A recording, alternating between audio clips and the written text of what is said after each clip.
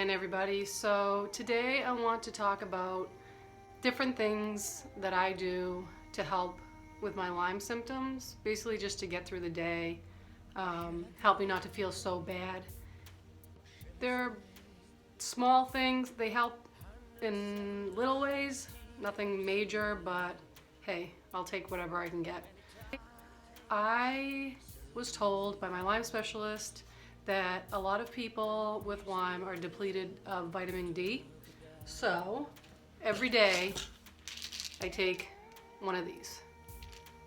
Vitamin D3 5000 IUs. I don't know if it does anything, but I just do it anyways. Another vitamin that I know a lot of people who have Lyme disease take is vitamin B. Well, I can't take any vitamin Bs. For some reason, it gives me anxiety really, really bad. I even was drinking Powerade and I kept having like anxiety attacks, panic attacks, and I was like, what is going on with me? And I looked on the bottle and it had a bunch of B vitamins in it. So I can't drink Powerade, I can't have anything with vitamin B in it. Even as far as face cream, somebody gave me face cream that had B vitamins in it, and there was sub-absorption in it, so that messed me up too. But I know that a lot of people who have Lyme do take vitamin B.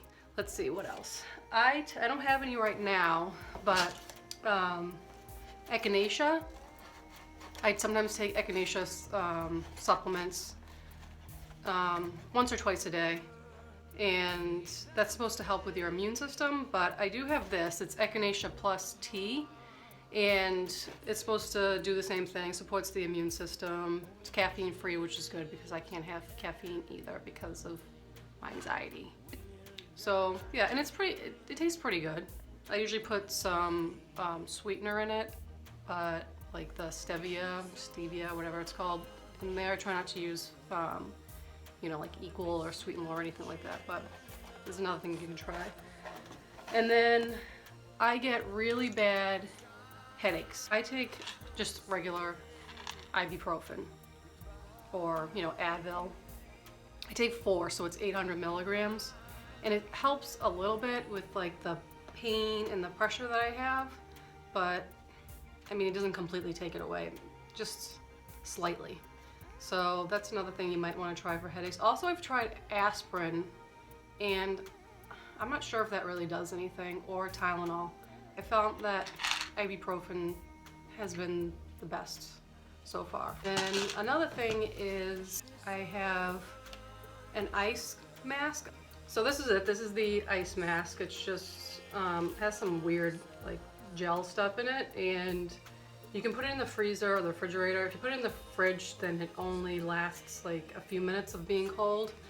And the freezer's the best. The only thing is it's hard to bend to shape to your face, but I'll put like a paper towel, actually on this side, underneath it, so I don't get like that freezer burn, and then I put it on. There's like a strap in the back, you can strap it around your head. And I leave that on for about 15 minutes. I think they say 15 minutes on, 15 minutes off, or you can get whatever it's called, frostbite, freezer burn. I don't know if freezer burn is just for food, but I feel like ice definitely helps me. So whenever I get the bad eye pain or the pressure or anything like that, then I use this. Another thing is for aches and pains in my back, because I have really bad neck pain and back pain from the Lyme disease. So I bought one of these. It's called Home Medics. It's like a shiatsu massager thing. You plug it in, and it has like, I think 2 different settings for speed, and it even has heat, and it has the like the balls that like rotate around and massage your back. I mean, it feels pretty good. It's not anything compared to getting a whole body massage by a massage therapist, but just to alleviate some of the pain, I use that. I got this off of QVC for like $40, so it was pretty cheap, and I recommend it. I don't Oh, and it has a strap. You can like strap it on the back of a chair and sit against it, but I just end up putting it against the cushions on the couch and I just lay against it and it helps my back. And then, so talking about massages, I recommend getting a massage every 2 weeks. I know it can get expensive, but it really helps to relax your body, you know, help with the sore muscles and the pain and everything that you get from the Lyme disease. That can be a real killer. And it flushes, you know, pushes the toxins out of your body. So I try to go every 2 weeks, but it's not been happening. I think it's been like once a month or something like that, because, you know, it can get expensive. Another thing for that is yoga or stretching. I feel that it helps with my muscles, because if I don't do it, I know, or even just stretching, even a little bit in the morning to get going, I'm stiff the whole day and I feel like I can't even function. So that's a good thing to do. I do like a light type of yoga. Just, it's like basic stretches and stuff. It's nothing crazy because I can't do any of that stuff. I'm terrible at it. But I do feel that doing it every morning when I get up does help somewhat with the pain.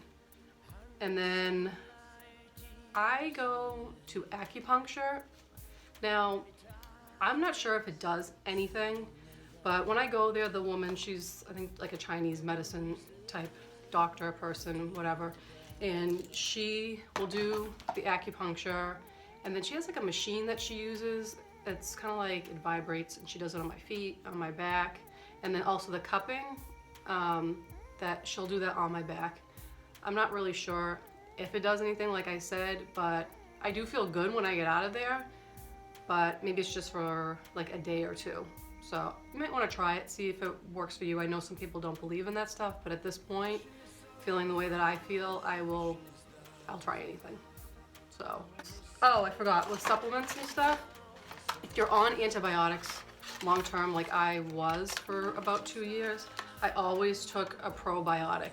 This was just cultural, and I think it's 15 billion active cultures. I took those once a day. I know they say to get the ones that have more, like 100 billion or 50 billion, but they get really expensive. So I was doing the expensive ones at first, but then I just started with these and I felt like it wasn't so bad. You know, I think it did basically the same thing. And that was, these are like 20 bucks. You can get them for a little bit cheaper, maybe like 17 or 18 or something at Walmart.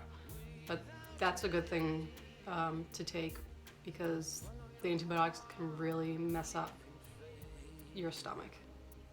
Okay, and then another thing to do is an Epsom salt bath. I've read a lot of people recommending this. I've done it a few times. I'm just not a bath person. I think because I'm like 5'8", so there's no room in the tub for me really, so it can get really uncomfortable. So I don't do it as much as I probably should, but I've heard that it helps with like the herxing and to soothe sore muscles. It's supposed to be really good for you, but that's another thing to try. And then magnesium, that's another supplement. I totally forgot. Magnesium, they say to take, I think that helps also, like kind of like calming, relaxing of your muscles. I take 800 milligrams a day, which is, so it's 2 400 milligram tablets. I take 2 of those. I actually don't take them in the daytime, I take them at nighttime. So I think probably because I'm going to sleep, I'm thinking calm, relax, so I take that. I think those help. Let's see. Oh, sleep. That's like the biggest thing. I know it might be hard to get a lot of sleep because Lyme can cause insomnia. In the beginning when I had it, I did not sleep at all. I was up like all night. It wasn't until like after a while that I finally was able to start sleeping. I mean, I had other things going on. I think the Lyme triggered a lot of anxiety in me, so that was another thing causing me not to be able to sleep. And then I was put on medication for that, which obviously contributed, but I'll tell that story another time. But sleep, sleep, sleep. You need to get a bunch of sleep. And if you work, I don't even know if people with Lyme disease or chronic Lyme basically work. I work part-time. I make my own hours, so it's easy for me. I'm a pet sitter, so You know, I can take jobs when I want to, and then when I feel like hell, like a certain week, then I just don't take any. But a lot of people don't have that option of just saying, hey, I'm not going into work today, I need to sleep. But if you can, try to get to bed early if you have to wake up early, and try to get as much sleep as possible, because that does help a lot. And then the next few things I am going to talk about is things that you should not be having if you have chronic Lyme disease. So, the number one killer, which I had to stop, and I was sad about it, but what are you gonna do? Alcohol. No, no, no, no, no. Alcohol is really bad if you have Lyme disease. For me, it made me feel like I was in outer space, like I was gonna pass out, I was dizzy. Not like buzzed in a good way, it was bad. I don't know what it does, but it made me feel terrible. So I highly recommend stop drinking alcohol, as much as it sucks for some people. But I mean, I haven't had a drink in 3 years, and I miss it sometimes, but whatever. Like, if it's gonna make me feel like hell, then what's the point of drinking it? And waking up with a hangover, like I already feel hungover every single day having Lyme, so having a double hangover from alcohol and Lyme, no thank you, I'll pass. So that's the big thing, alcohol, no alcohol. And they say, I haven't done this, I should probably do it, but it's really hard, is sugar. They say don't have sugar for some reason. They say, I think they say it because the bacteria feeds off of the sugar. I don't know how much of that is true. I mean, it's really hard because my life is pretty miserable as it is, and no candy? Like, seriously? I love candy. I was told by my Chinese medicine doctor to try paleo. Now, this is a question to you guys. Has anybody with Lyme tried paleo? It seems like something kind of hard to get into. I don't know much about it. I know you basically eat protein, like meats and stuff like that, and vegetables, some fruits, nuts and seeds. You can't have beans, I think they said, and most carbohydrates. Maybe you can have, I think they said potatoes or yams. Oh, my thing is, with the sugar, like you can't have any sugar, they say, on that diet, but I have to drink Gatorade every single day because I have problems with fainting. Ever since I got the Lyme, I have just issues where I feel like I'm gonna pass out. And my doctor told me because the electrolytes in Gatorade to drink it. So ever since I started drinking that, I've been fine. But now I'm afraid to go off of it like it's a drug, but I'm afraid to quit Gatorade because I'm afraid that I'm going to faint if I stop taking it. So that's another reason why I haven't tried the paleo diet. So I would love to know what everybody thinks, if it's something you recommend trying or it's just a bunch of hogwash. I don't know. I feel like I don't know what to believe anymore as far as what helps and what doesn't help, but these are the things that I have tried and I feel like they do help somewhat. I would love to hear from you guys what your opinions are on this video, what has helped you, what has made you feel worse. So that's about it. Hope you enjoyed this video and these tips helped you. And let me know if you try them and they do help you. Let me know if you try them and they don't help you. Please like and subscribe. I'm gonna start doing more videos, like I said. Maybe not even just about Lyme disease, but just everyday life. Coping with the Lyme disease. Things that I do when I'm home to take up my time, so maybe I'm distracted from the Lyme disease. So it's not gonna be directly just Lyme, because that can be annoying and you're living with it, so you don't want to hear about it all the time.